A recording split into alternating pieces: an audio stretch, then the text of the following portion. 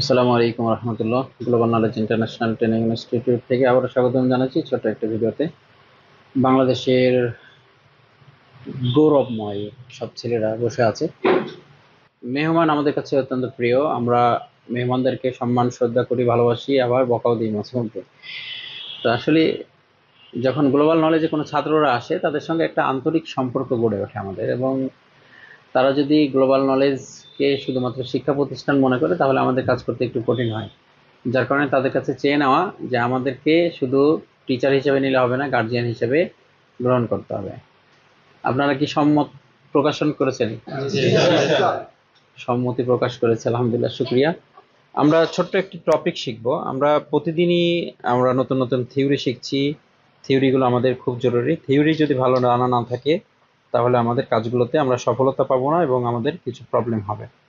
মুখস্থ কাজ তো অনেকদিন থেকেই করছেন আপনারা। এই যে আপনাদের আজকে ডে 7, 7 দিন চলছে, কিন্তু ক্লাস হচ্ছে 6 দিন। 6 দিনের মধ্যে একদিন অফ ডে ছিল, তাই না? তাহলে 5 দিন ইন টোটাল ক্লাস হয়েছে। এই 5 দিনের মধ্যে আপনাদের মোটামুটি অবস্থান এতটুকু তো বুঝতে পারছেন যে আপনাদের অ্যাডভান্স লেভেল হচ্ছে থিওরির মধ্যেই। আলহামদুলিল্লাহ, শুক্রিয়া। এখন আমাদের একটা ফোন সমস্যা আছে আমাদের এখানে। এই সমস্যাগুলোকে চিহ্নিত করার জন্য আমাদের ওই থিওরিতে ফিরে যেতে হবে। একটা সমস্যাকে যদি আমরা সমাধান করতে চাই তাহলে আমাদের চেকিং পলিসিটা আগে জানতে হবে।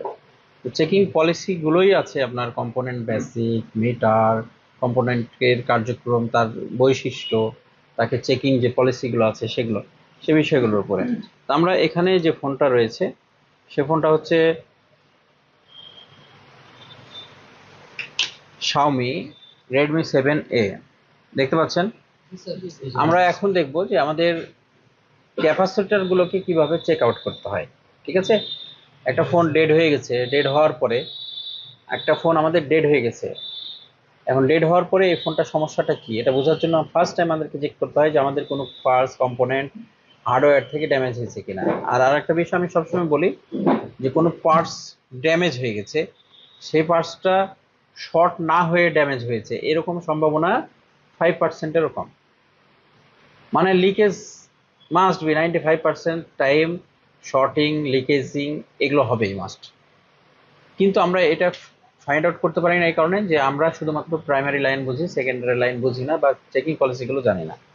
এখন দেখেন যে মিটারকে আমরা কন্টিনিউটি মোডে রেখেছি। কন্টিনিউটি মোড বিল দেয়। তাহলে একটা ফোন যখন রান করছে না বা অ্যানাদার কোনো প্রবলেম আসছে, সেক্ষেত্রে আমরা ফার্স্ট টাইম কি করব, আমাদের ক্যাপাসিটারগুলোকে মাস্ট বি চেক করতে হবে। তো চেকিং এর জন্য আমরা এখানে দেখতে পাচ্ছি আমাদের মাইক্রোস্কোপে ক্লিয়ার তো না? আচ্ছা, এখন দেখেন এই যে ক্যাপাসিটারগুলো আছে, এক সাইডে বিপ দেয়, এক সাইডে বিপ দেয়,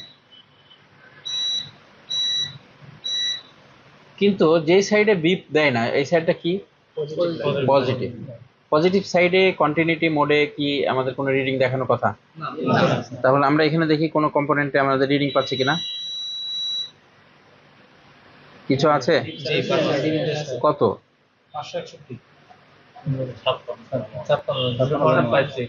কত দেখায়?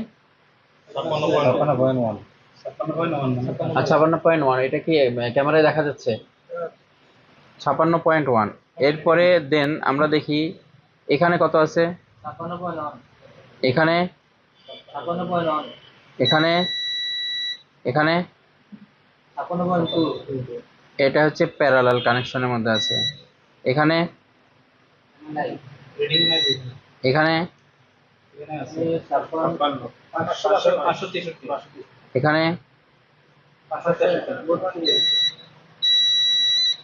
এখানে,